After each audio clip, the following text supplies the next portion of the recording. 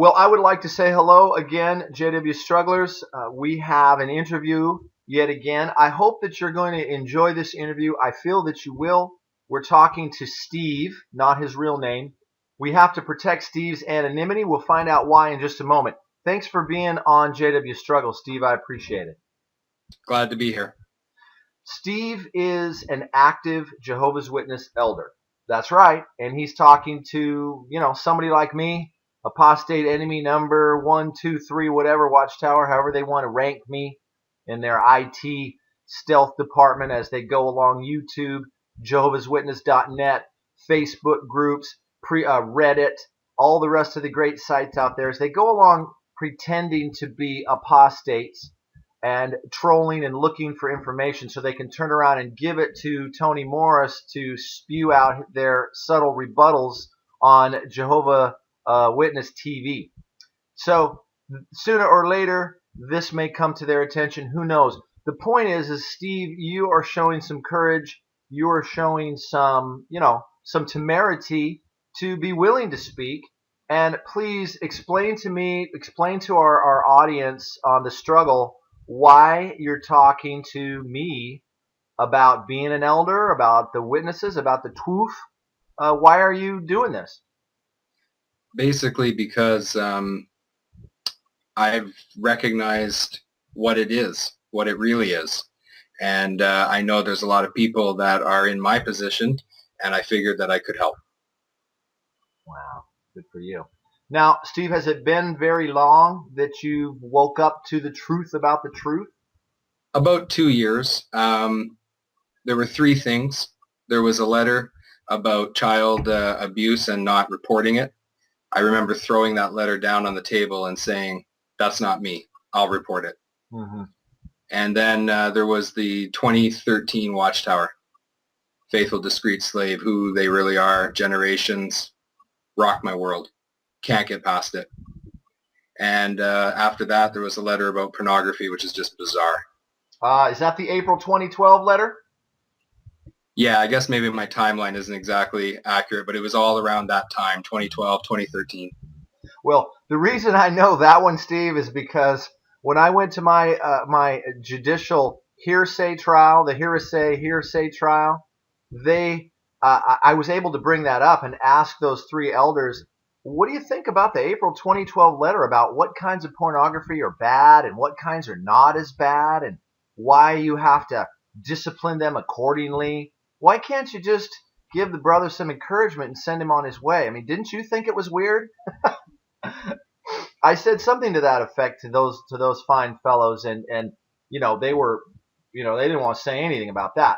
So anyways, so these things started to bother you. I'm going to assume that you have a skeptical, inquiring mind. You want to know why behind things, and that just led you to do what? Research online or what? Well, I'm an analytical person, okay. So that kind of drives the kind of research that I do. And I just had that old feeling from my youth that something wasn't right. And with my story, you'd understand that a little bit better when you hear the whole story. But the general idea is that I kind of felt like there was something wrong. And I just randomly picked 607 BCE and 1914 as a research topic because I said, if I can prove that, everything else falls in line. Oh, my. I remember thinking the same thing. Go on. So then I researched it and couldn't believe what I found. And then I researched another subject and another subject and another subject. And the dominoes just fell. The Watchtower is built upon half-truths, myths, legends of Russell and Rutherford and all the rest of them. It's like a house of cards. Unfortunately, it's a house of cards with about, 20 million cards. Yeah. Right? Just 20 hang on a people. Second, okay? Oh, sure. Just hang on a second. No, you do what you need to do, Steve. I'm going to let you all know Steve has to do this. He has to watch, the door or wherever he's at in a private location. And we were talking about, I was making reference to 20 million people. The Watchtower controls 20 million people because that's how many go to their unmemorial every year. So 20 million people go to this unmemorial, and they have some connection, some association. Just the other day, a lady was on Facebook, who's just some friend of a Facebook friend, and she was posting some quote from the Watchtower, and then the very next thing in her Facebook stream was the birthday party she celebrated. And then I come to find out she's one of those ones. Her kids are witnesses. They've been chipping away at her. She's favorable to the witnesses, goes to the memorial. She uses every opportunity to talk about how great her son is and his religion is. So there's a lot of those boosters out there too that are under this false impression that the witness religion is so wonderful and their families are so tight. Yeah. But when Steve gets back, we will continue this. I'm back. Oh, you are back. Good. I can't see you, so I didn't know that. Steve, what we were talking about, you did research on this and this and this. The dominoes fell. So what sites did you go to initially? Initially, like I said, I researched 607, so I found that brother, I think it was from Sweden, from the 60s, who wrote a book. That led me to Crisis of Conscience. I read that. Then I dug into studies in the scriptures and the finished mystery, some of that. And then I started looking at videos and started watching videos about judicials because I knew a lot about that, had firsthand knowledge, and everything rang true. Everything those people were saying, it was everything I had experienced, everything I had seen firsthand, and I knew that they weren't a bunch of hateful monsters. They were just regular people like me who needed to get out. Now, I thought that the elders were in Christ's right hand and that he was guiding them. Have you seen evidence of that in all the judicial meetings you've been in? I have never seen evidence of that from the day I was appointed as a ministerial servant until this day, and I never will. Yeah, sad but true. Sad but true.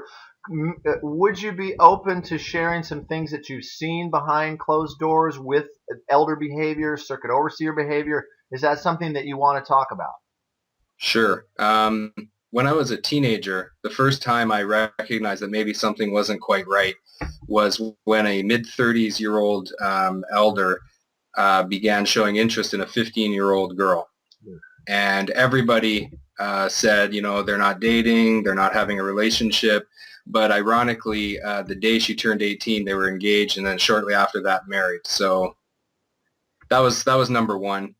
I think the other thing, too, is seeing situations where certain people will get in trouble, but then people who were joining them in doing the wrongdoing that they got in trouble for are somehow not dealt with because of who they are, who they know, and who their father is. Well, so that's certainly a recurring theme. Yeah. And then once I became a servant and an elder, I saw just behavior behind closed doors of the elders, and it was just, they talk about the scriptures about Paul and Barnabas blowing up. Well, that was my experience from elders meeting number one for the last few years.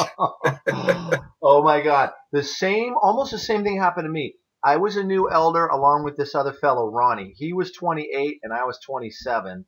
And the first elders meeting we went to, this was, within 2 weeks of being appointed, the one elder was the older elder was fighting with the other one, and they were pulling out these big bound volume photocopied books, and they were flipping this way and flipping that way. And within a month, 2 of them got deleted, and we were there till midnight. Wait a minute. They were actually reading books? They don't read books in my meetings. I don't think we pulled the Bible out in the last 3 years.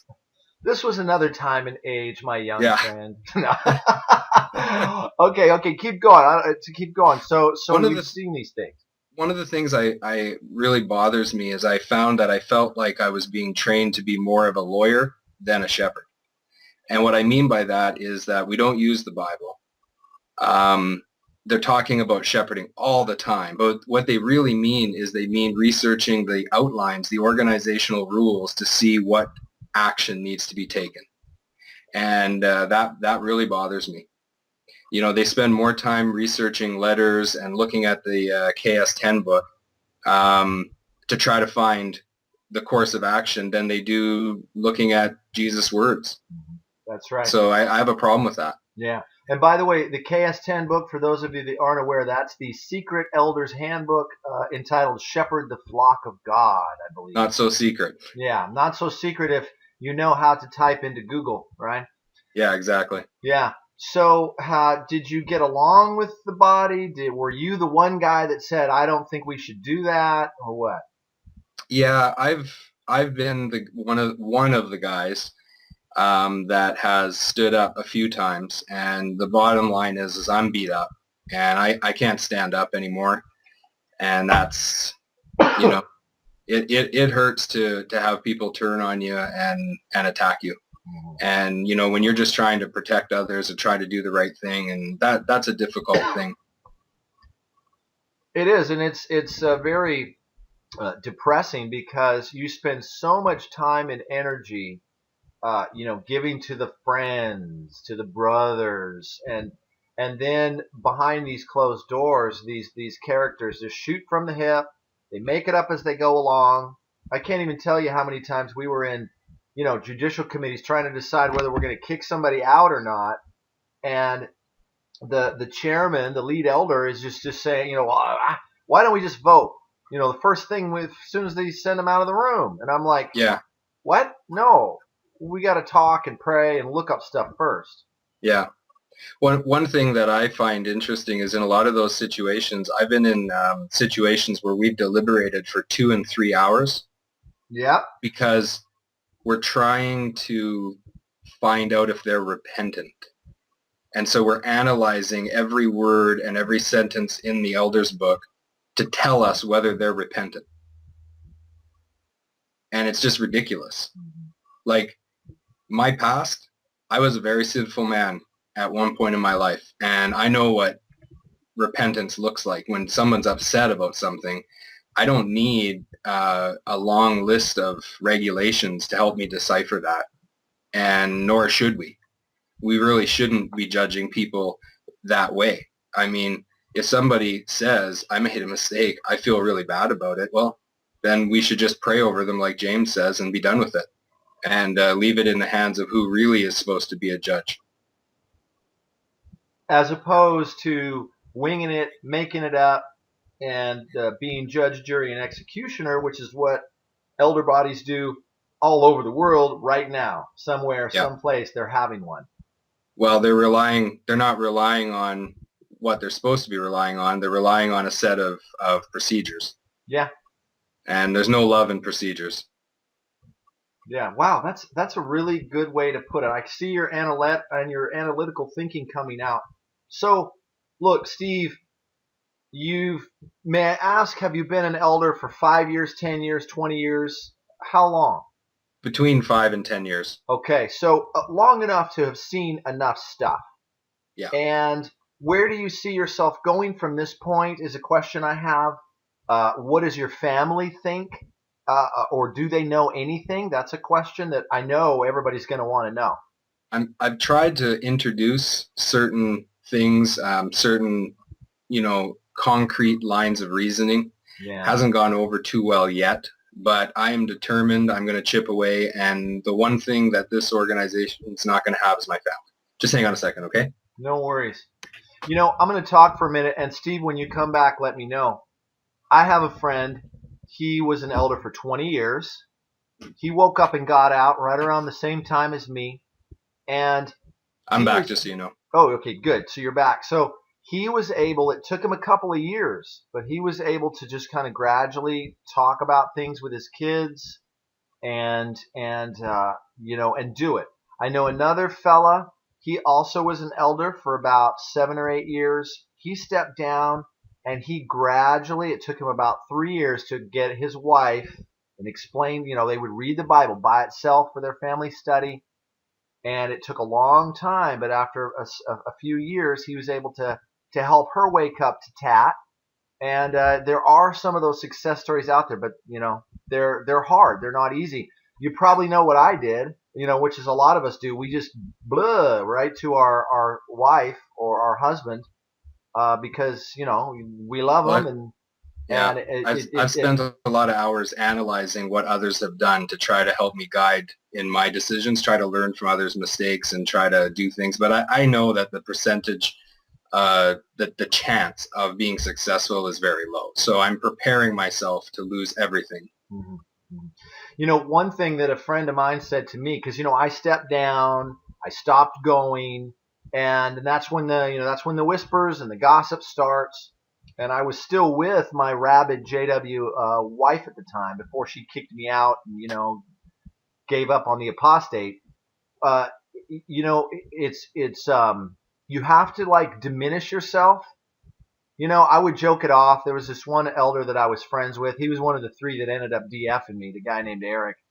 Because I mentored him, and I told him, "You must go on increasing, and I must go on decreasing." That Yeah, line from John the Baptist and Jesus. And I tried to joke it off, but I can tell you it is difficult, Steve, because you really have to humble yourself. You step down, you quit being an elder, and then and especially like with me, I just stopped going, yeah, and which is probably not the best way. I just couldn't stomach it anymore. I know you relate.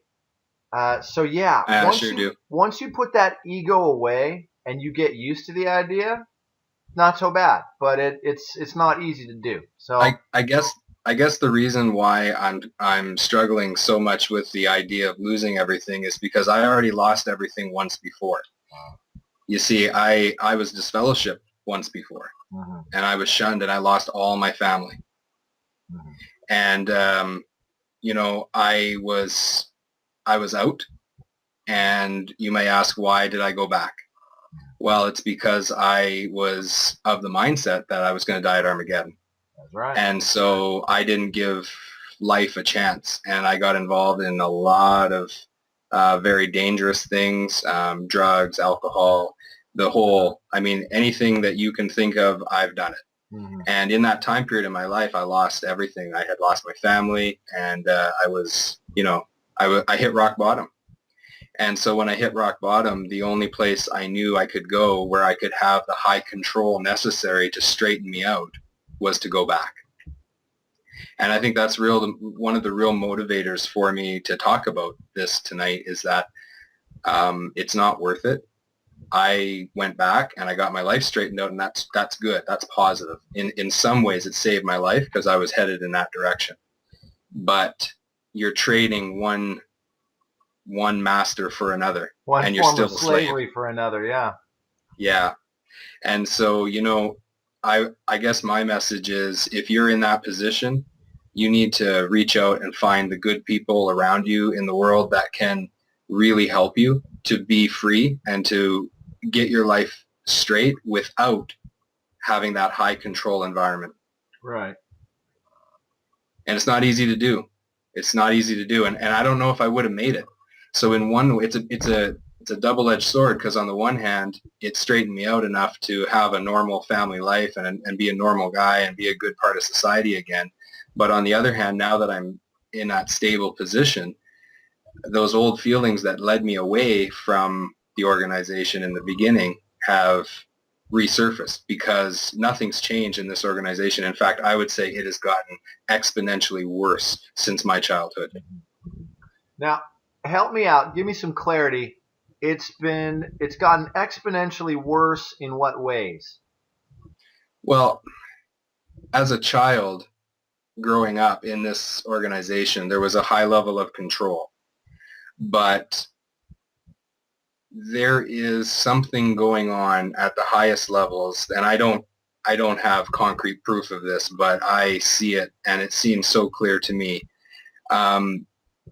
There's a fundamental change at the top of this organization in the last few years, and when they change the faithful discreet slave, naming the governing body, they are now teaching as present truth something that in 1981 was considered to be spiritually dangerous. Just look up Watchtower 81, March 1st, and you'll read a paragraph in there, I believe on page 26, that says that the current understanding that was released in 2012, 2013, that everybody believes now is spiritually dangerous.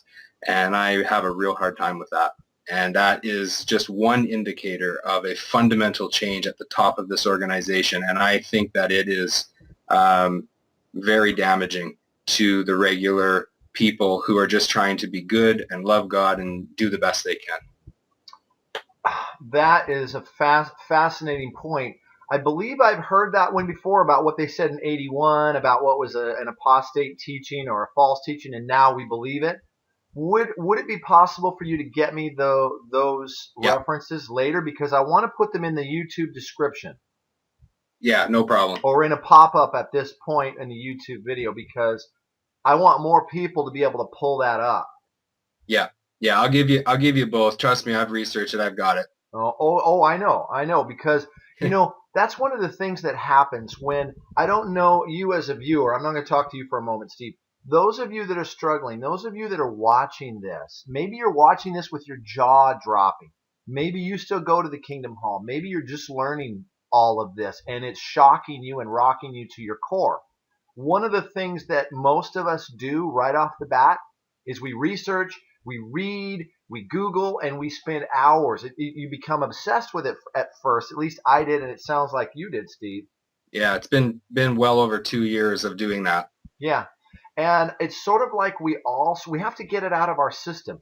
And then when we finally realize this is a man-made group of people, just like all the other man-made groups, there is no, Jesus and Jehovah here any more or less than there is in other Christian groups or Buddhist groups or whatever religious persuasion you are. And I'm just, because it's okay to be a believer in Christ and God and the Bible. That's great. It works great for a lot of people. Some people don't want it anymore after they leave the witnesses, and that's okay for them too. Maybe they'll change their mind, maybe they won't. But we go through that period where we just knock over. It's like you're kicking the sandcastle down and breaking down all this baloney for your own for your own sanity. So I have a lot of questions, Steve. I could probably keep you on this call for 2 hours. I know that's not possible.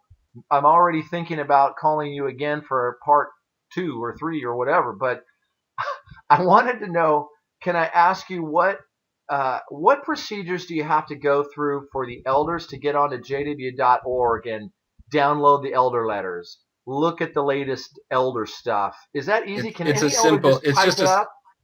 Yeah, it's just a login. It's just a back-end login that you have a password. You just log in and then you have access to everything. Okay, and when you say everything, what would be the elders' eyes only stuff that you can view right off of JW.org? All the procedural organizational letters, and then there's also an inbox where they can now send inter-organizational messages. So you can get a message right from the branch or from a local brother or whatever. And through the JW.org messaging system, can you send messages to your CO, to that, the service desk guy that handles your region of the country, that sort of thing? It's extremely limited. It's extremely limited what you can send, but they can send you. Okay. See, they can contact you, but it's hard. It is possible, but it's not like using just an easy email where you have a contact list. It doesn't work that way. I do know, because I used to log into JW.org to do accounts and to do other things, when I was right before I left, when they first started, upping it more 5, 6, 7 years ago. So Elder Joe Blow just goes in and puts in a username and a password. I know they use strong passwords, right? Yeah, and the encryption is pretty good. They also there's a second level of approval, so you can't just go in as a regular person and just set up an account and suddenly have access. You have to be approved, and so that process is like a 2-step process. Yeah, by the coordinator of the body of elders, or whoever's the super user or whatever, however they do it. Yeah, whoever's the administrator. Administrator, right, for your Kong. Yeah. Okay. So thank you. Our ex-JW hacker friends would probably want to ask you a few more questions if they were interested in exploring that and that system, but not that interesting to us right now as normal people. So some people are critical of people like you, Steve. Do you know what I'm talking about? Yeah, they should be critical to a degree because it's not right. Like I should just be honest, but I can't let them have my family. And so I'm doing everything I can to mitigate that dishonesty and just stay out of trouble and try to help people in a genuine way. And that's all I can do right now. And if someone's going to criticize me for trying to take care of my family, that's fine. Look, brother, you're not going to get an ounce of criticism from me. Well, I appreciate that. There's something you were asking about things that are fundamentally wrong and how I commented that things are really changing. Yeah. I'd like to comment on one thing that's changed very recently. Yeah, please do. They basically established a franchise fee for each congregation to raise funds. And it obviously goes along with the May broadcast where they solicit funds, which they said they would never do, but they did. And the other thing is that this franchise fee is hidden behind construction, new construction. But they basically have increased their incoming cash flow by anywhere from 100 to 1,000% in each congregation. And there's just fundamental things going on that I remember family criticizing people in the 80s that were televangelists, looking for money. Yeah. And you should have, I held off watching May broadcast as long as I could because I just didn't want to. I knew what was coming because of my research, and I just didn't want my family to see it. Right. So because it's wrong. Yeah. Oh, yeah. It's a money grab, and they have gotten better and better at it. I wouldn't be surprised at all if they have hired a very expensive, slick, accountant firm or whatnot to give them these kinds of strategies, a way to squeeze out more from their parishioners, et cetera, et cetera.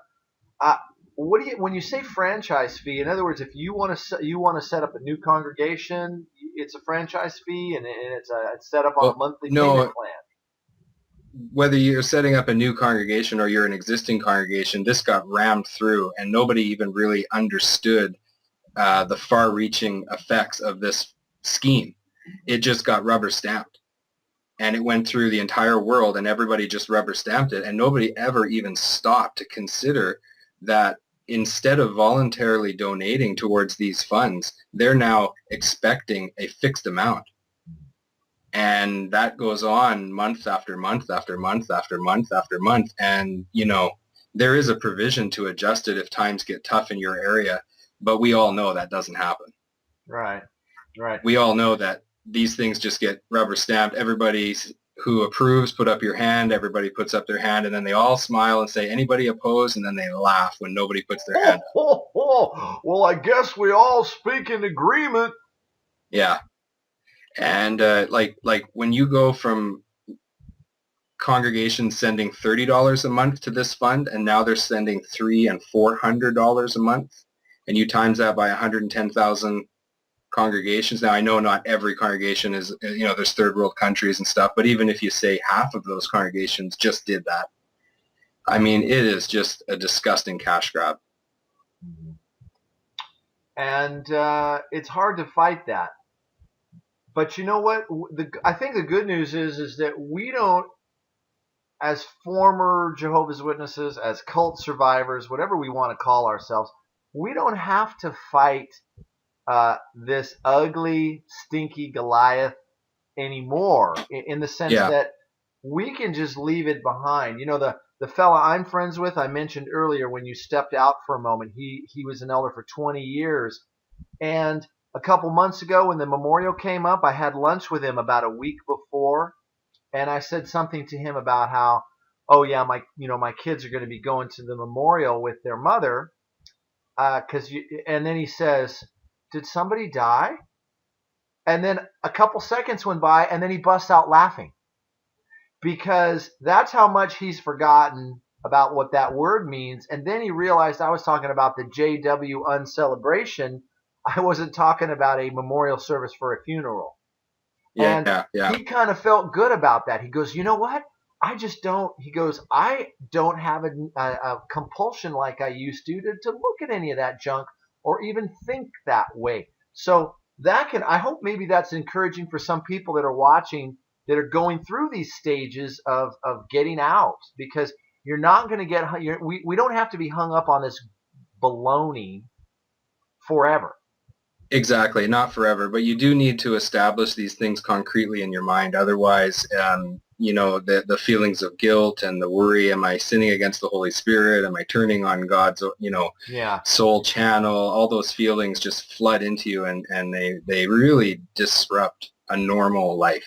And, it's very important to establish some concrete things in your mind, as you're going through. And I only speak of as a person who has just begun that process of researching and understanding and learning, TTATT. And now it's the next leg of my journey, and we'll see where it takes me. And that's where I guess I'll touch base with you again, and we'll do an update.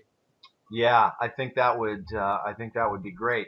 So, Steve, do you have a little more time? Can I ask you another question, or do you need to go? I'm running out of time, so okay. I'd like to just conclude with one statement. My number one primary motive for doing this is simply so that anybody who's watching, who's stuck and still in, just knows that they're not alone, and that the pain that they're feeling, the struggle that they're feeling, there's somebody else sitting in a Kingdom Hall somewhere feeling it too. And there's thousands of us. I know there is. You can feel it. You can just feel it. And of course, you can't ever talk to them about it, but they're there. So just don't give up. And we're all doing this together. We're all trying to get out together. And, just don't give up, because I'm sure it's worth it. I'm looking forward to experiencing that myself. And, in the meantime, it's important to know that you're not isolated. You're not alone. Yeah, that is important. Man, thank you very much for your time. I know that you have to be careful. It's not an easy thing to be undercover and to be in some sort of spy mode when you're in the comfort of your own home and with your family. I went through it for over a year myself, and it kind of sucks. So thank you, my friend, my brother. Email, text me anytime if there's anything I can do. I don't care if it's 3 a.m. And also, let's talk again when you have some time, because there's a bunch more stuff I want to ask you. Absolutely. Okay. Sounds good. Hey, thanks again. Bye. Okay. Okay. Bye-bye. The order is rapidly fading, for the times they are a-changing.